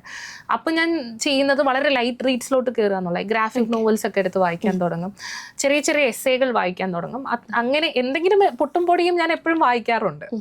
ഓക്കെ, ഈ ലോ ആവുന്ന സമയത്ത് മ്യൂസിക് കേൾക്കാറുണ്ടോ? തീർച്ചയായിട്ടും. മ്യൂസിക് ഒരു സ്ഥിരം എൻ്റെ ഒരു സന്തത സഹചാരി എന്നൊക്കെ പറയില്ലേ, അതുപോലെ ഒരു കാര്യമാണ്. വളരെ എനിക്ക് തോന്നുന്നു I M A very good listener in that sense. എല്ലാ തരത്തിലുള്ള എല്ലാ വിഭാഗത്തിലുള്ള മ്യൂസിക്കും എൻജോയ് ചെയ്യാൻ കേൾപ്പുള്ളൂ. ഓക്കെ, കുഞ്ഞിലേ തൊട്ടിപ്പോൾ ചൈൽഡ്ഹുഡിൽ നമ്മുടെ റേഡിയോ ആയിട്ട് എന്തെങ്കിലും കണക്ഷനോ ഒരു ഓർമ്മ, ഇപ്പോൾ നമ്മൾ ലൈവൊക്കെ കഴിഞ്ഞിട്ട് ഇങ്ങനെ ഇരിക്കുന്ന സമയമാണ്, അപ്പോൾ അങ്ങനെ എന്തെങ്കിലും പിന്നെ റേഡിയോ ആയിട്ടുള്ള ഒരു കണക്ഷൻ ഉണ്ടോ? റേഡിയോ ആയിട്ടുള്ളൊരു കണക്ഷൻ, എനിക്ക് റേഡിയോ എന്ന് പറയുമ്പോൾ എൻ്റെ മനസ്സിൽ വരുന്നത് എൻ്റെ അച്ഛൻ്റെ അമ്മയുടെ രൂപമാണ്. അച്ഛൻ്റെ അമ്മ ഇങ്ങനെ TV ഒന്നും കാണുന്ന ആളെ ആയിരുന്നില്ല. അച്ഛമ്മ കഴിഞ്ഞൊരു 2-3 വർഷം മുന്നേ മരിച്ചു ആള്. പക്ഷെ മരണത്തിന് ഒരു 10 വർഷം മുന്നേ എങ്കിലും പുള്ളിക്കാരി ആക്ച്വലി റൂമിനകത്ത് റേഡിയോ കോൺസ്റ്റന്റ്ലി ഇരുന്ന ആളാണ്. നമ്മളെക്കാൾ ബോധമുണ്ട്. അതുകൊണ്ട് നമ്മൾ സംസാരിക്കുന്നതിനേക്കാൾ നല്ല ഗ്രാഹ്യത്തോടു കൂടി കാര്യങ്ങൾ സംസാരിക്കാനും ശേഷിയുള്ള ഒരാളായിരുന്നു. അതിന്റെ സോൾ റീസൺ എന്ന് പറയുന്നത് റേഡിയോയിൽ കേൾക്കുന്നതുകൊണ്ടാണ്. എപ്പോഴും റേഡിയോ കേട്ടോണ്ടേയിരിക്കും, എന്താണ് നടക്കുന്നതെന്നും പാട്ടാണെങ്കിലും ന്യൂസ് ആണെങ്കിലും എല്ലാം കേട്ടോണ്ടേയിരിക്കും. അപ്പം അത് അവരുടെ ഒരു ജീവിതചര്യയുടെ തന്നെ ഒരു ഭാഗമായിരുന്നു. അങ്ങനെ നോക്കുമ്പോൾ എനിക്ക് എപ്പോഴും എൻ്റെ മനസ്സിൽ റേഡിയോ എന്ന് പറയുമ്പോൾ തന്നെ ആദ്യം വരുന്നത് എനിക്ക് തോന്നുന്നു അച്ഛമ്മയുടെ ഒരു ഇതാണ്. പിന്നെ ഇഷ്ടമാണ് എന്ന് വെച്ചാൽ വളരെ സിമ്പിൾ ആയിട്ടുള്ളൊരു മോഡ് ഓഫ് റിസീവിങ് എന്റർടൈൻമെന്റ് അല്ലേ. അപ്പം അതുകൊണ്ട് എനിക്ക് റേഡിയോ കേൾക്കുന്നതും ഇഷ്ടമാണ്. ഓക്കെ ഓക്കെ,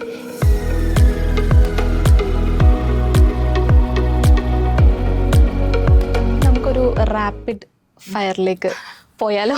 തീർച്ചയായിട്ടും എനിക്ക് ചെയ്യാൻ പറ്റുന്നതാണെങ്കിലും ഞാൻ വലിയ വിഷയമൊന്നുമില്ല, നല്ല രസമുള്ള കുറച്ച് ചോദ്യങ്ങളാണ്. ഇത് ഞാൻ ആദ്യം ചോദിച്ച ചോദ്യമായിട്ട് കണക്ട് ചെയ്തിട്ടൊരു ചോദ്യമാണ്. അപ്പം നാളെ പിന്നെ നമ്മൾ ഇവിടെ നിന്ന് ഇറങ്ങുകയാണ്, അതായത് മാമിൻ്റെ last day of work at Palakkad ആണെന്നുണ്ടെങ്കിൽ പിറ്റേ ദിവസത്തെ ഹെഡ്ലൈൻസിൽ ആ ഒരു ഡ്രീം പ്രോജക്റ്റ് മാം സൈൻ ചെയ്ത് കൊടുത്തതിൻ്റെ ഒരു ഹെഡ്ലൈൻ ആണെങ്കിൽ അതെന്തായിരിക്കും എന്ന് പറയാൻ പറ്റുമോ? അങ്ങനെ ഒരു പ്രോജക്റ്റായിട്ട് എനിക്ക്, ബട്ട് ആസ് ടോൾഡ് ബിഫോർ, KBICയുടെ കംപ്ലീഷനിലേക്ക് എത്തിച്ചു എന്നുള്ളത് അതിലറിയപ്പെടാൻ എനിക്ക് ഇഷ്ടമാണ്. It's a good project for Palakkad, it's a dream project for Palakkad. If not collector ആരായിരുന്നേനെ? എനിക്ക് ഒറിജിനലി ജേർണലിസ്റ്റ് ആവണമെന്ന് വലിയ താല്പര്യമുള്ള ആളായിരുന്നു. അപ്പം പബ്ലിക് സർവീസിൽ തന്നെ നിൽക്കണം എന്നുണ്ടായിരുന്നു. പക്ഷേ എനിക്ക് പി സായിനാഥിൻ്റെ ഒരു എഴുത്തൊക്കെ വളരെ ഇഷ്ടമുള്ള ആളാണ്. അപ്പം പി സായിനാഥിൻ്റെ വർക്കൊക്കെ കണ്ടതിന് ശേഷം റൂറൽ ഇന്ത്യനെ പറ്റി റിപ്പോർട്ടർ ആവണം എന്നുള്ളൊരു ആഗ്രഹം ഉണ്ടായിരുന്നു, ജേർണലിസത്തിലേക്ക് പോകണം. ഓക്കെ, മോർണിംഗ് പേഴ്സൺ ആണോ നൈറ്റ് ഔൾ ആണോ എന്ന് എൻ്റെ ഒരു ചോദ്യം ഉണ്ടായിരുന്നു, പക്ഷെ എനിക്ക് അതിൻ്റെ ഉത്തരം അറിയാം. ഞാൻ പ്രോപ്പർ നൈറ്റ് ഔൾ ആണ്. ഞാൻ ആക്ച്വലി ഞാൻ എഴുന്നേൽക്കുന്നതും ഒരു ഇച്ചിരി ലേറ്റ് ആയിട്ടാണ്. പക്ഷെ നൈറ്റ് എനിക്കൊരു 1:30-2 മണി വരെയൊക്കെ ഇരുന്ന് വർക്ക് ചെയ്യാനും ഇച്ചിരി ഒരു എനർജി വരുന്ന സമയം അതാണ്. പക്ഷെ ഇപ്പം ഞാനത് കുറച്ചൊന്ന് ഷിഫ്റ്റ് ചെയ്യാൻ നോക്കുന്നുണ്ട്. ഓക്കെ, ഇനി ചോദിക്കാനുള്ളത് rap music or melody? Both. I love both. രണ്ടും ഇഷ്ടമാണ്. ഇപ്പം ഞാൻ എൻ്റെ ഒരു എനിക്ക് തോന്നുന്ന മ്യൂസിക്കിലുള്ള എൻ്റെ ഒരു നോളജ്, മ്യൂസിക് കേൾക്കുന്നതിലുള്ള എൻ്റെ അതിൻ്റെ ഒരു അതിർത്തികളുണ്ടല്ലോ ഞാൻ അതിപ്പം ഒന്ന് പൊട്ടിച്ച് മാറ്റിക്കൊണ്ടിരിക്കുകയാണ്. ഞാൻ കുറെ കൂടെ വൈഡർ ആയിട്ടുള്ള വേൾഡ് മ്യൂസിക് കേൾക്കാൻ തുടങ്ങിയിട്ടുണ്ട്. ഓക്കെ. ഇപ്പോൾ കൊല്ലംകാരിയാണ് എന്ന് പറഞ്ഞതുകൊണ്ട് നമ്മുടെ GR ഇന്ദുഗോപൻ എന്ന എഴുത്തുകാരൻ, അദ്ദേഹം കൊല്ലംകാരനാണ്. അപ്പൊ അദ്ദേഹം ഇങ്ങനെ ഒരു ഇന്റർവ്യൂവിൽ പറഞ്ഞ കാര്യം, അദ്ദേഹത്തോട് ഇങ്ങനെ വളരെ നിശിതമായി ചോദിക്കുകയാണ്. കൊല്ലംകാരൻ എന്ന് പറഞ്ഞാൽ എന്തും തുറന്നടിച്ചു പറയുന്ന പ്രകൃതമുള്ള ആളുകൾ, സ്ട്രെയിറ്റ് ഫോർവേഡ് ആയിട്ടുള്ള ആളുകൾ. അപ്പൊ അദ്ദേഹം അതിനൊരു മറുപടി കൊടുക്കുന്നുണ്ട്. കൊല്ലംകാർക്ക് പൊതുവെ ഒരു ട്രോള് കിട്ടുന്നതാണ് നമ്മൾ കാണുന്നത്. മാം കുറച്ചു മുന്നേ പറഞ്ഞിരുന്നു നമ്മൾ അങ്ങനെ കാണാത്ത കുറച്ച് ജില്ലകളുണ്ടല്ലോ എന്ന് പറഞ്ഞിരുന്നു. ആസ് എ കൊല്ലംകാരി കൊല്ലത്തെ കുറിച്ച് എന്താ പറയാനുള്ളത്? കൊല്ലത്തെ പറ്റിയിട്ട് എന്താ പറയാ, കൊല്ലം വളരെ എനിക്ക് ഇപ്പോഴും തോന്നുന്നത് വളരെ സാധാരണക്കാരായിട്ടുള്ള ആൾക്കാരുള്ള ഒരു ജില്ലയാണ്. ഇപ്പം നമ്മളിപ്പം സോഷ്യൽ മീഡിയയിലാണെങ്കിലും ഒക്കെ ട്രോൾ ചെയ്യാറില്ലേ, എപ്പോഴും അടികൂടുന്നു എന്നൊക്കെ പറഞ്ഞിട്ട് കൊല്ലത്തിനെ പറ്റി ട്രോൾ ചെയ്യാറുണ്ട്. പക്ഷെ അതെനിക്ക് തോന്നുന്നു അധികം കാര്യങ്ങളൊന്നും ഉള്ളിൽ വെക്കാത്തത് കൊണ്ടാണെന്നാണ് എനിക്ക് ഫീൽ ചെയ്യുന്നത്.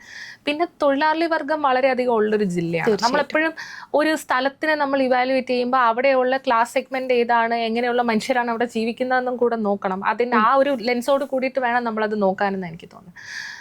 വളരെ സാധാരണക്കാരായിട്ടുള്ള മനുഷ്യരാണ്, മനസ്സിൽ ഇങ്ങനെ മാനിപ്പുലേഷൻ ഒന്നും ഉള്ള ആൾക്കാരല്ല.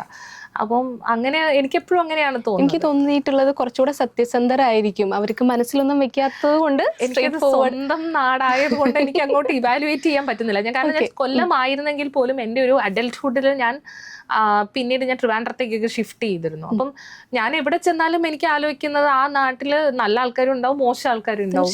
അപ്പം അങ്ങനെ ഒരു സ്റ്റീരിയോ ടൈപ്പ് ആരെയും ചെയ്യണം. കാരണം ഞാൻ എപ്പോഴും ശ്രദ്ധിക്കുന്ന ഒരു കാര്യമാണ്, ഞാൻ തെക്കൻ കേരളത്തിൽ നിന്നുള്ള ആളാണ്. പക്ഷെ പൊതുവേ തെക്കിനെ പറ്റിയിട്ടൊരു മോശം അഭിപ്രായം വടക്കുന്നുള്ളവർ പറയുന്നതൊക്കെ ഞാൻ കേട്ടിട്ടുണ്ട്. പക്ഷെ എനിക്കെപ്പോഴും തോന്നുന്നത് നല്ല മനുഷ്യർ എല്ലായിടത്തും ഉണ്ടാവും എന്നുള്ളതാണ്. എനിക്ക് ഒരിക്കലും അങ്ങനെ ഒരു മോശം സാഹചര്യം അല്ലെങ്കിൽ മോശം രീതിയിൽ എന്നെ ട്രീറ്റ് ചെയ്തു, മനഃപൂർവ്വം എന്നെ ഒരു കുഴിയിൽ ചാടിക്കുക, അങ്ങനത്തെ ഒരു ആറ്റിറ്റ്യൂഡൊന്നും ആരുടെ അടുത്തൊന്നും ഉണ്ടായിട്ടില്ല. ഓക്കെ. ഇനിയിപ്പോൾ നെക്സ്റ്റ് വരുന്ന കളക്ടറിനോട് മാം കൊടുക്കുന്ന ഒരു മെസ്സേജ് അബൌട്ട് നമ്മുടെ ഡിസ്ട്രിക്റ്റിനെ കുറിച്ച് കൊടുക്കുന്ന ഒരു മെസ്സേജ് എന്തായിരിക്കും? ഞാൻ എപ്പോഴും പറയും, പാലക്കാട് ജില്ലയിൽ വളരെ പാവങ്ങളായിട്ടുള്ള മനുഷ്യരാണെന്ന് എനിക്ക് എപ്പോഴും തോന്നാറുണ്ട്. നിഷ്കളങ്കരായ മനുഷ്യരാണെന്ന് എനിക്ക് തോന്നാറുണ്ട്. അപ്പം എപ്പോഴും അവർ നമ്മളെ വളരെ ട്രസ്റ്റ് ചെയ്തിട്ടാണ് കാര്യങ്ങളൊക്കെ ഏൽപ്പിക്കാറുള്ളത്. അത് ട്രസ്റ്റ് ബ്രേക്ക് ചെയ്യരുത് എന്നുള്ളൊരു ഇത് എനിക്ക് തോന്നാറുണ്ട്. ഇന്നും വളരെ നല്ല സാധാരണക്കാരായിട്ടുള്ള ആൾക്കാരാണ് ഇവിടെ ഉള്ളത്. പാലക്കാടിനൊരു പാട്ടിൽ ഡിഫൈൻ ചെയ്യാൻ പറഞ്ഞാൽ? ഒരു ടി.ഡി. ദാസൻ സ്റ്റാൻഡേർഡ് 6B എന്ന് പറഞ്ഞൊരു സിനിമയുണ്ട്. അതിൽ എനിക്ക് ഓർമ്മയുണ്ടെങ്കിൽ ശ്രീവത്സൻ ജി മേനോൻ എന്ന് പറഞ്ഞിട്ടുള്ള ഒരു പാട്ടുകാരനും മ്യൂസിക് ഡയറക്ടറും ഉണ്ട്. അദ്ദേഹത്തിൻ്റെ ഒരു സോങ് ഉണ്ട്, ഒരു കാറ്റേ എന്നൊക്കെ പറഞ്ഞിട്ട്, ഈ വഴി വാ എന്നൊക്കെ പറഞ്ഞ് അതിലൊരു എന്താ പറയുക, നമ്മുടെ OV വിജയന്റെ ഖസാക്കിന്റെ ഇതിഹാസങ്ങളുടെ റെഫറൻസ് ഒക്കെ ആ സിനിമയിൽ കുറെ വരുന്നുണ്ട്. അപ്പം അതിന്റെ ഭാഗമായിട്ടാണ് പാലക്കാടൻ കാറ്റിനെ ഈ വഴി വരാൻ പറഞ്ഞുകൊണ്ടുള്ള ഒരു പാട്ടാണ്. അത് ഞാൻ വളരെയധികം എൻജോയ് ചെയ്യുന്ന ഒരു പാട്ടാണ്. പിന്നെ അതേപോലെ മേഘം എന്ന് പറയുന്ന സിനിമയിലെ ഒരു പാട്ടില്ലേ, തുമ്പിയും തുളസിയും, അത് കേൾക്കുമ്പോഴും പാലക്കാട് ഓർമ്മ വരാറുണ്ട്.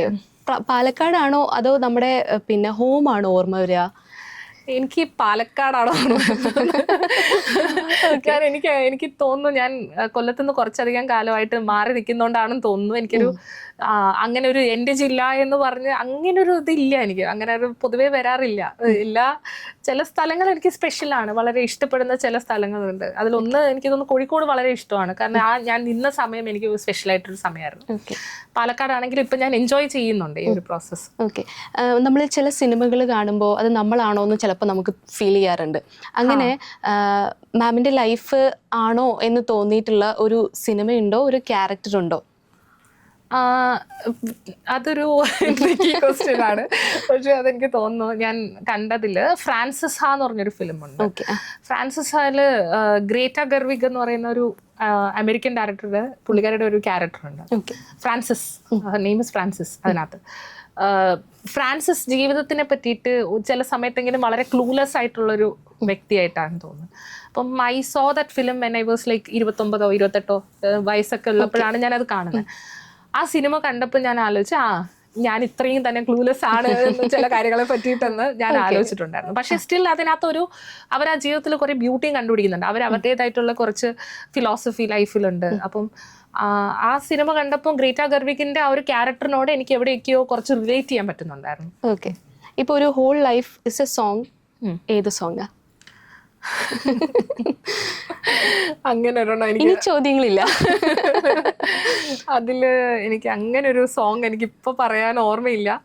നമ്മുടെ ഈ ഒരു കളക്ടേഴ്സ് ലൈഫിനെ ഒരു സോങ്ങില് പറയാൻ പറ്റുമോ? Anything kind of melody, rap അങ്ങനെ എന്തെങ്കിലും ആയിരിക്കോ?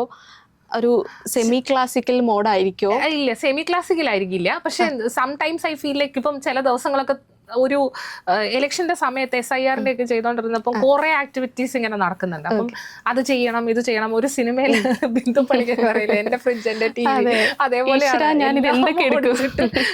പിടിക്കാൻ നോക്കും. അപ്പൊ ഒരു ഫാസ്റ്റ് ഫോർവേഡ് ആയിട്ടുള്ള ഒരു ബോളിവുഡ് നമ്പർ ആണ് എനിക്ക് ഫീൽ ചെയ്യുന്നത്. അതുപോലെ അത് കാണുന്ന ഒരു ഫീലിംഗ് ആണ്. എല്ലാം നമ്മുടെ ചുറ്റിനും എന്തൊക്കെയോ നടക്കുന്നു, നമ്മൾ അതിങ്ങനെ ഓടിച്ചു നോക്കുന്നു എന്നുള്ളത്. ആക്ച്വലി ഇലക്ഷന്റെ കാര്യം ഞാൻ ചോദിക്കാൻ വിട്ടുപോയി. നമുക്ക് ഏറ്റവും മികച്ച ഇലക്ട്രൽ ഓഫീസർക്കുള്ള അവാർഡ് അതൊരു തീമിനാണ് കിട്ടിയത്. നമുക്ക് 14 ജില്ലകളിലെ ജില്ലാ കളക്ടർമാർക്കും പല തീമിൽ കിട്ടിയിട്ടുണ്ട്. അതിൽ നമുക്ക് ഇൻക്ലൂസീവ് ഒരു തീമിനാണ് കിട്ടിയത്. അത് പ്രധാനമായിട്ടും നമ്മുടെ അട്ടപ്പാടിയിലുള്ള ഒരു വർക്കിനാണ് കിട്ടിയത്. ഏറ്റവും എനിക്ക് തോന്നുന്നു അതിനകത്ത് പ്രധാന പങ്ക് വഹിച്ചിട്ടുള്ള അവിടെ 2 നല്ല കോളേജസിലെ ELCs ഉണ്ട്. IHRD അഗലിയിലെയും രാജീവ് ഗാന്ധി കോളേജിലെയും 2 ELCസിലുള്ളവർ വളരെ സ്മാർട്ടാണ്.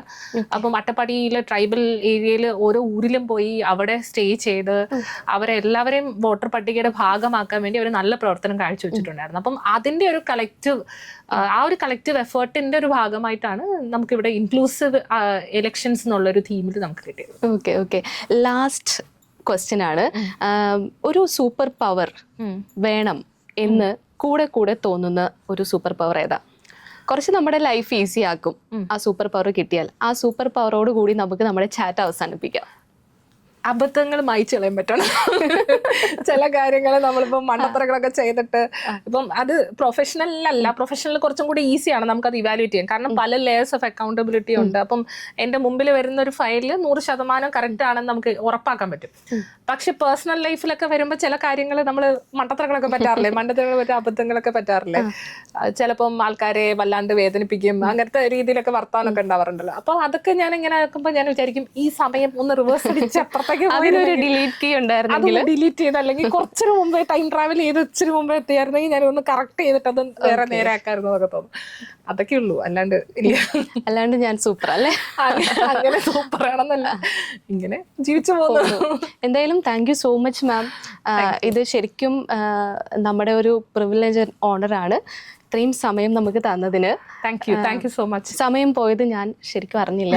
മാമും എൻജോയ് ചെയ്തെന്ന് വിചാരിക്കുന്നു. ഹോപ്പ്ഫുള്ളി ഐ ഹോപ്പ് ഇപ്പം ഇത് കേൾക്കുന്ന ആൾക്കാരാണെങ്കിൽ എൻജോയ് ചെയ്യുമെന്ന് വിചാരിക്കുന്നു. അഹല്യ FM-ന്റെ ഭാഗമായിട്ട് ഇന്നിവിടെ വരാനും നിങ്ങളുമായിട്ട് സംസാരിക്കാനും പറ്റിയതിൽ വളരെയധികം സന്തോഷമുണ്ട്. നല്ലൊരു സ്മാർട്ട് ടീം നിങ്ങളിവിടെ സെറ്റ് ചെയ്തിട്ടുണ്ടെന്നുള്ളത് മനസ്സിലാക്കുന്നു.